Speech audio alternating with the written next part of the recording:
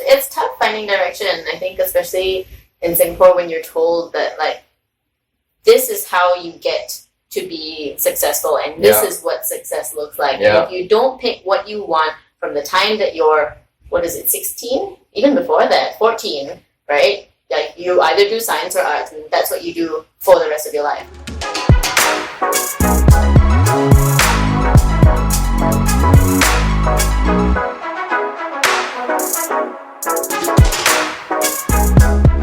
Hello guys, welcome to another episode of the Fill-Fullment podcast, a video/show. I don't even know what word I'm gonna use, but welcome. Today we have with us Yien Li. So I met Yien Li at TEDx as well. She really has an amazing story of how she came by. She started as a chef and today she's an advocate for sustainability. So what's that about, Yien Li? I probably in the middle of my career became a chef. So I was working with NGOs and with the government for a couple of years before I took a break. I was chasing a boy. We'd been in a long distance relationship and he asked me to move to the UK for him. So I was like, there's nothing there for me in terms of jobs because of visas. But I've always wanted to go to culinary school. And I was going to go when I was 40, but sure, let's do it now. And so I went for 9 months. I did the Le Grand Diplôme at Le Cordon Bleu in London. Is that like one of the best ones? I mean, I think it's pretty good. I like to think it's pretty good. That's where I studied, right? They do have other culinary schools that are like 4 years with a bachelor's. But this one is sort of the fastest and most professional that you can do in a short period of time. And I was like, I don't have time. Let me just do the quickest one. And it's a very prestigious name as well. And then straight out of culinary school, I got a job at Les Amis, which is at that point 2 Michelin star restaurant in Singapore. Now it's at three stars. So I'm really proud of the team there. And so I worked there. Realized that restaurant life was not for me because I like having, my friends and my family and seeing them regularly and not being tired all the time. And so working in the industry also kind of really gave me exposure to how much food waste and how much plastic waste and just like labor issues there are in the industry. And these are things that I already had a bit of a background in, specifically sustainability, because I'd done sustainable development and environmental studies in university as part of my degree. So I was already interested, and then to see it firsthand, I think, was a bit of a wake-up call. So I gave myself 2 years after culinary school to figure out what it was that I wanted out of that, if it wasn't being a chef. Because it's really hard to have a dream that's that strong and then come out of it and be like, oh no, I've done it. Like, what do I do now? Wow. Right? And so I was really lucky. I put myself in a sustainability professionals program that came up. They accepted me, went through it. Halfway through that, I applied for a job at Winnow Solutions, which is the company I currently work at. And basically, it's a food waste technology company. Before you go on, I think that's a very powerful and scary thing, actually, what you just mentioned, right? To reach a certain point where you finish your studies and you realize that actually, you know what? I don't really want it anymore. Oh, it was terrifying. Tell us more about that. Oh my gosh, like you put so much money, you put so much time, everyone's telling you like, you have to, if you go to culinary school, you have to be a chef. You have to work, you should aspire to a Michelin star restaurant, you should aspire to this, you should be able to take the hours, and why did you put so much effort in if you're not going to do that very specific thing.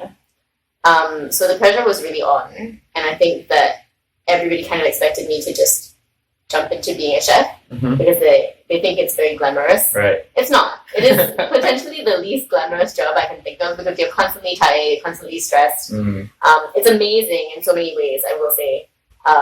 But yeah, it's very confronting to find yourself at a point in your life where you have absolutely no idea what to do and you have the weight of a lot of expectations on you. Yeah. because you've given up a good stable government job. You know, you've spent all your life savings on culinary school. People look at that and they think this person doesn't know what they want, and they're not wrong. Mm. But that doesn't mean you can't grow into knowing what you want afterwards and figure it out. Mm. Which is why I was like, I had a really hard time letting go of wanting an F&B career. Yeah. Because I had spent so much time thinking about it. Mm. And it was the thing that would give me the most flexibility in where I could live, which was important for my relationship at that point. And suddenly I didn't want it.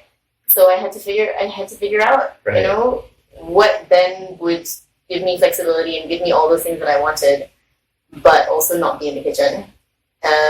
You mentioned you took up the offer. Was it an offer, like to go into your company, the current company you're working in? Yes. Well, okay. So I kind of badgered the HR person to give me a job. Okay. So I think in terms of like where I'm asking, what I'm asking is like, wow, how did you find that clarity to? I think basically what I wanted to do is that this was this is 2 years after I graduated from culinary school, and that was my timeline. I was like, I have 2 years, I'm allowed to take 2 years to figure it out. And I was getting really stressed out because it's coming to the end of 2 years. Mm-hmm.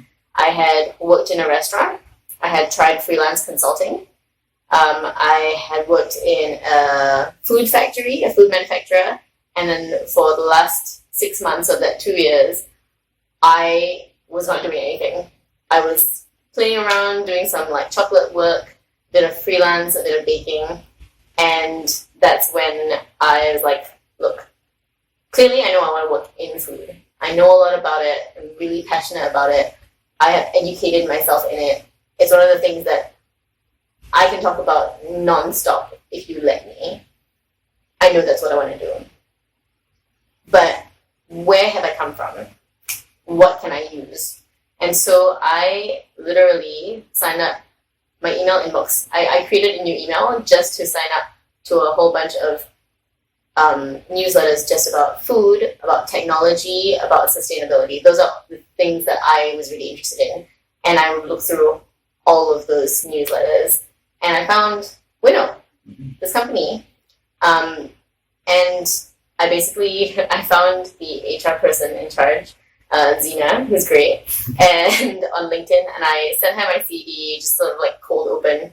Hey, this is who I am. This is what I do. This is what I'm interested in. If you have any open positions anywhere in the world, let me know. And then she was, of course, very, very gracious and was like, thank you very much, and we'll keep you in mind. And I think it was about a month later that they posted an opening in their Singapore office, and it was an entry-level position, but I was like, yep, I want that. And then I messaged her and was like, hey, remember me? Nice. I have applied to this position. I hope you guys call me back. And then within a day, I had an interview with them. Nice. So it was a little bit of harassment that just pushed me over the edge. Right. Yeah. I think I asked that because like there's this thing called the quarter life crisis, right? Yes. Right. You're only allowed to have like one quarter life crisis, but I think I had about 5. Yeah, Like, 5 quarter I had a lot. It was like every like quarter of the year I would have a crisis. It's tough finding direction. I think especially in Singapore when you're told that like this is how you get to be successful and this is what success looks like. Yeah. And if you don't pick what you want from the time that you're 16, even before that, 14, right? Like you either do science or arts and that's what you do for the rest of your life. There are not a lot of stories of people who have had non-linear paths, who have not known what they want to do, when I would argue that the majority of people have absolutely no idea what they want to do, because how can you when you're 14 years old? You haven't experienced the world and everything that's beautiful that it has to offer. You don't know what you're interested in. And especially when you spend all your time like in tuition or in class or in CCAs, and you're only allowed to do one CCA. Why can't you have more than one? Because it's hard to organize, and that's particularly I think in like public schools. I think that it must be really tough to. I mean, not it must be really tough. It is really tough. I lived it. It is really tough to wake up every day and have your parents be like, what are you trying to do? What is your aim? And I'm like, I don't know. I want to help people, and that's all I got. That is all I have. I'm sorry that I don't have anything more. How did you find the courage then to step out the linear path like you have today? How did I find the courage? Like, sometimes I look back at it and I'm like, was it courage or was it like sheer stupidity, right? But yeah, I think that a lot of people say that to me. They're like, you're really brave, which I find it's hard to accept that as a compliment because I am brave because I had a really great safety net. Not everybody can do what I did. My parents were, after a while, really supportive because for a long time I had been very clear like that I wanted to go to culinary school. I had told them even before I went to university, this is something that I would like to do. Can I do it as a gap year before going to university? And they were like, absolutely not. Go straight to university. So, all right, that's fine.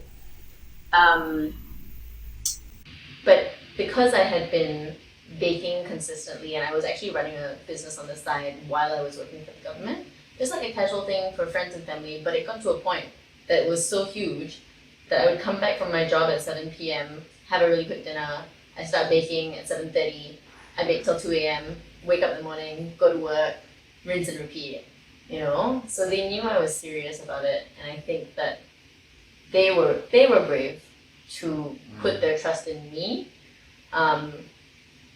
And it's funny because like I could afford to go on my own, but my parents, it is not easy as an Asian kid to do anything that will disappoint your parents. Yeah. It is, even if you can like afford to do it and you're able to do it and you're an adult, like people don't understand, I think, if you're not in this culture, how hard it is to let down your parents, even if it doesn't seem like a letdown. And people are like, oh, but that's really interesting and that's really cool. Oh my god, I'm not the doctor, I'm not a lawyer, I'm not an accountant, I'm not something that they understand, and I understand that that's because they adore me, they love me, and they want me to just have stability and earn a good, salary, get married, pop out a couple babies, just, that happiness that they are like, that's what happiness looks like. Because for us, that's what it was. Happiness and success almost. Yeah, exactly. And for them, that's being successful. And I think that one of the scary things about having kids is they're going to have a very different idea of what success is. Right. Every generation, I think, has a different idea of what success is. Your parents were doctors? My parents are both doctors. Right. And my older sister is a doctor, so less pressure on me. But definitely if they're surrounded by people who are all professionals, who have all done the go to university, choose the one thing, do that for the rest of your life, be really good at it and never question it. It's tough. It's tough to watch your kid be like, I'm gonna try this, I'm gonna try that, I'm gonna try that as well, and then we'll see. And I think they were just like, oh my god, she's so flighty, like she doesn't know what she wants. And I think it's hard for parents to understand the new world that we live in. Yeah. What do you think about the new world that we are going to live in? Oh god. It's okay, like working in sustainability, I know I was supposed to be like super hopeful and be like, yeah, we're gonna solve this, like it's gonna be fine guys, like we got this. It's really easy to get sustainability fatigue. Wow. Honestly, it is, you learn so much about how much crap, can I swear on this thing? Yeah, you can. You can. I'm saying about how fucked up the world is. It is tiring, and you think about like things that affect not just the world in general, but also yourself and what you choose to do. Like, do I want kids? Do I want to bring kids into a world that, might be underwater or might be really hot? They can't do the things that I did and that I enjoyed, and what does that look like, and what does that mean? And the data says that each extra kid that you bring into this world is going to have this much impact, and it's tough. And then knowing how much that cliff for the temperature rise is, we're falling off that cliff. It's tough to look at it, but I think my view on that is, at least in 10 or 20 years, when we're all underwater, I can say that I did my best. Wow. I was there to help that. Yeah. Is that what drives you today? Yes, and also I think it's not just about being able to be like, yo guys, I did my part, like you guys didn't do your part. It's not about being able to say that. It's genuinely because I've been raised with the idea that if you have been given a lot and you have a lot of privilege, then you have the moral responsibility to do something with it that benefits society. And I genuinely, I think when I was a kid, I just wanted to help other people. I just wanted to do something good. I didn't know what it was. And at least now I have some structure built around that because of my life experiences. So I'm lucky in that way. I think that my parents brought me up with conscience, and also that I chose to do some things like in university. I did media and communications, environmental studies, and business. So those three things are a really interesting place to be in, especially now, because I didn't know what I wanted at some point, and I felt like the job that I wanted to have didn't really exist, and it didn't. Right? This job that I have now is a very specific intersection of all those things. Yeah. So you mentioned like how you found this job was like you basically subscribed to like different newsletters and then you found this thing. Yeah. So is this something something you would recommend to someone like looking for life direction, career direction, etc.? Yeah. I discovered stand-up comedy in the last year, and one of the things that I learned that I think everybody should think about is what makes you angry. Wow. What makes you angry, because that's what you care about. Okay. Right? And so I knew that, like, even after I graduated from culinary school and I was working, I would like see people on Instagram doing stuff and I'd be like, oh, I'm jealous. Like what? Like I want that. Like people who are doing like environmental work and stuff like that, and we're going to like climate conferences and things like that. I was like, damn, I want to do that. Right? That's something I'm interested in. I'm mad that I'm not there. I'm mad that I'm not taking action when things that had to do with like gender inequality happen. That's when I get mad. And to find like what is it about it that makes me angry? You get angry at anything, right? Because you want something or you need something that you're not getting. So, like if you were to do this exercise with me, okay? Sure. Just like for 30 seconds. Okay. Go on like a full-on rant about something that made you mad. Like even if it was like somebody didn't stand on the right side of the escalator. Like pick one thing and just get mad about it and tell me what. Like just be angry about it. Can you? Wow, nothing's coming to mind right now. Really? Like, is there any point when you get mad? I okay, but it's very personal. It's like I get mad when I lose things. Okay. I don't know if that's something about the world, you know. Okay, so why do you get mad when you lose things? Why do I get mad when I lose things? Or like, yeah, just tell me. Just like. I mean maybe because it goes back to my mom. I don't know if it's very personal, but yeah, my mom is the voice in my head is saying like, oh, you're so careless, you're so irresponsible. That you don't value things, you don't take care of your things, you don't take care of what has been given to you, you know? That you shouldn't take things for granted, you know? To be careless means you take things for granted. I don't know if I said that so already. You get mad at yourself I because do, you're like, oh, I didn't value it. Yeah. You get mad at yourself because you're like, I expect better for myself. Yeah. Right? So then at the root of your anger is like that need to not only like please your mom, but also to prove that you're a person that cares about things. Exactly. Yes. Right? And that is a good thing. Yeah. Like just because you're angry about it, people think anger is a really negative reaction. I think that it's a very valid reaction, and people should own their anger. It's like if you're angry about something, that means it's important to you, right? I think And I do think particularly women are taught not to be angry about things and taught to like suppress that because anger is it's like a masculine sort of emotion to have. And I think that if you embrace the anger, and obviously you don't like let it out in like really unhealthy ways. If you embrace it and you're like, okay, I recognize I'm angry about this thing. Why? Why am I angry? One thing that I always get angry about is literally like people not moving in the MRT. Man, that makes me so mad because it's like it's not hard. It's not hard for you. I know that you see it. I know that you have spatial awareness. You just don't want to move in because it'll, like later on you're worried that you might not get out. You don't trust other people. Right. And so what makes me mad about that is that there is no trust. So that's what I want or need out of the interaction with other people is that trust, right? So if you boil down what it is, that's what you find is important to you. I have no idea what you just asked me. I just went on like a complete thing about talking about like what's important to you. So can you like remind me what you I couldn't remember anymore already, but thank you so much. So much, Yien Li, for a ridiculously inspiring talk. Oh, it's my pleasure. Thank you for having me on the show.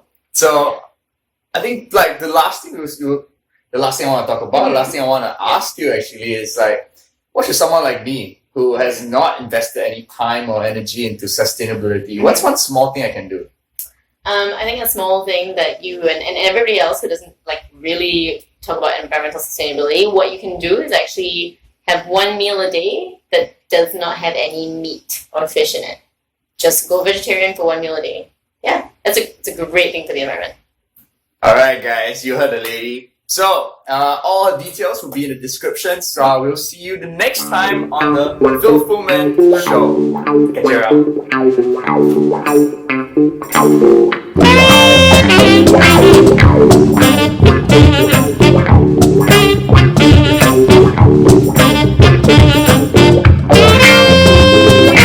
Kom från söder, svet ju. Kom de och sjuor. Sol och svet ju.